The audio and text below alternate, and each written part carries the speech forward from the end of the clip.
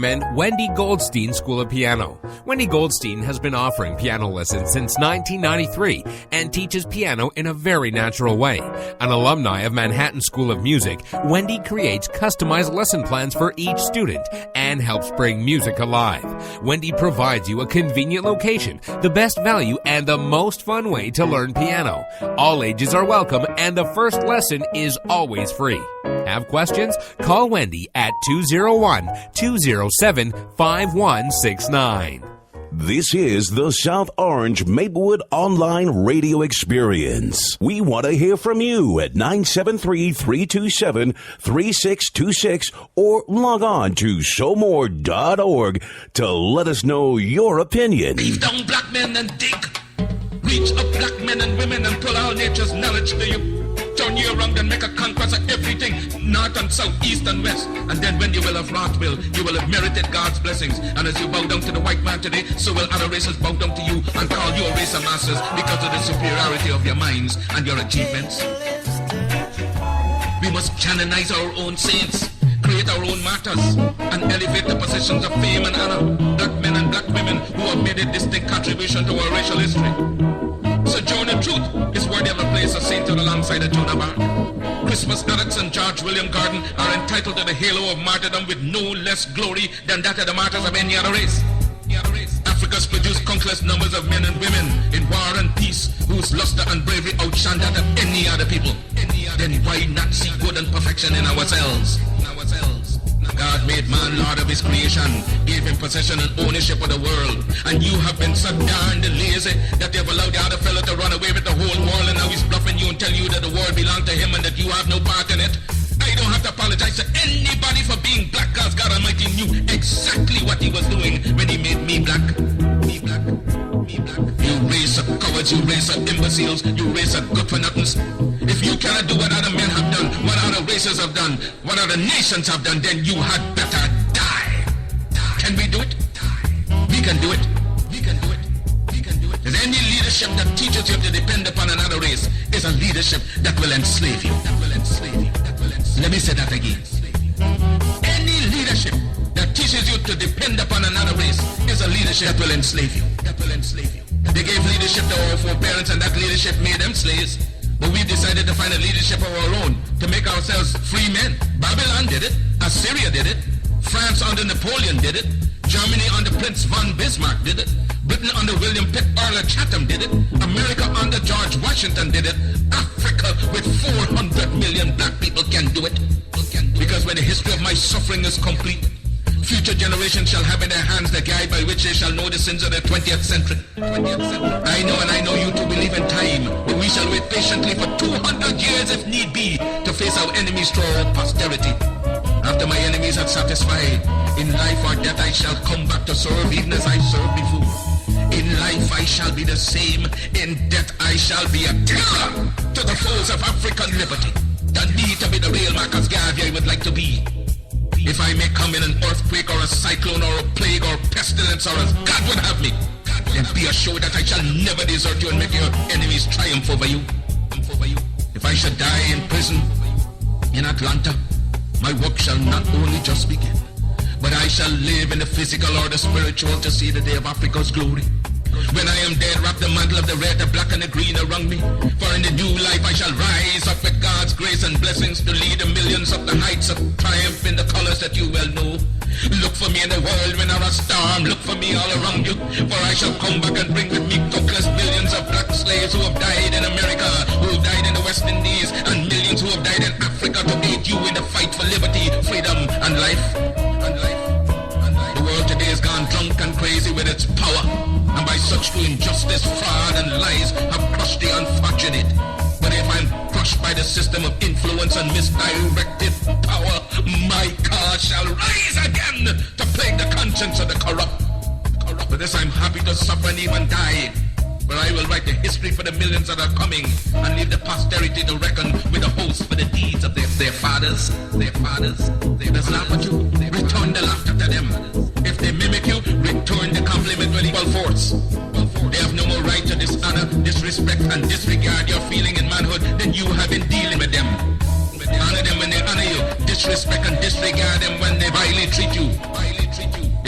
ignorance is but skin deep, an assumption that has no foundation in morals or in law. Today's little-known Black history fact is about the cakewalk.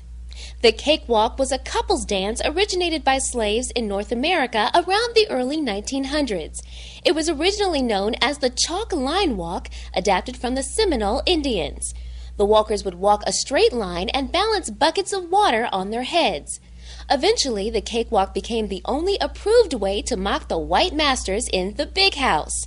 The dance would be held at the master's plantation, and he would in turn serve as a judge. Which dance was performed? Well, that was determined by the type of cake presented. That same cake was awarded to the winning couple. Slaves and servants were encouraged to mock the masters at the cakewalk. The dancers wore their best clothing and imitated the white men and women. Some plantation owners would bake a special cake called a hoe cake, wrapped in cabbage leaf for the cakewalk, and invited the neighbors over again to watch the slaves perform. The prize included a hoe cake for the males and molasses pulled candy for the ladies. The winning slaves would get the cake or candy, possibly giving birth to the term, "that takes the cake." That's your little-known Black history fact. For BlackAmericaWeb.com, I'm Erica Taylor.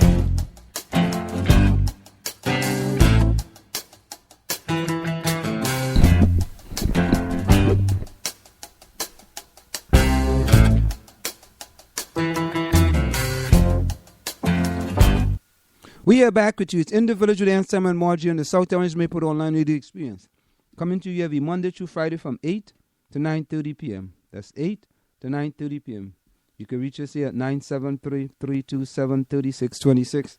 That's 973-327-3626. You can like us on Facebook at facebook.com/SoulMore Radio.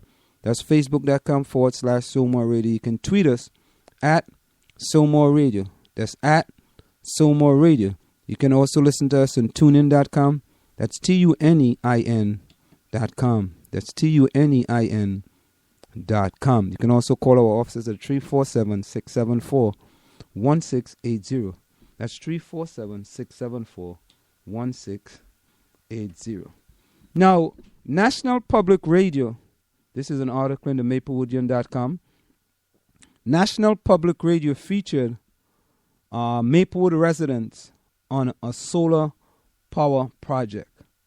National Public Radio came to Maplewood this week to take a look at the options for solar power, speaking with neighbors Elizabeth Ebinger and Tim Roback on how they went about it for their Franklin Place homes. Now let's take a listen to that interview on NPR.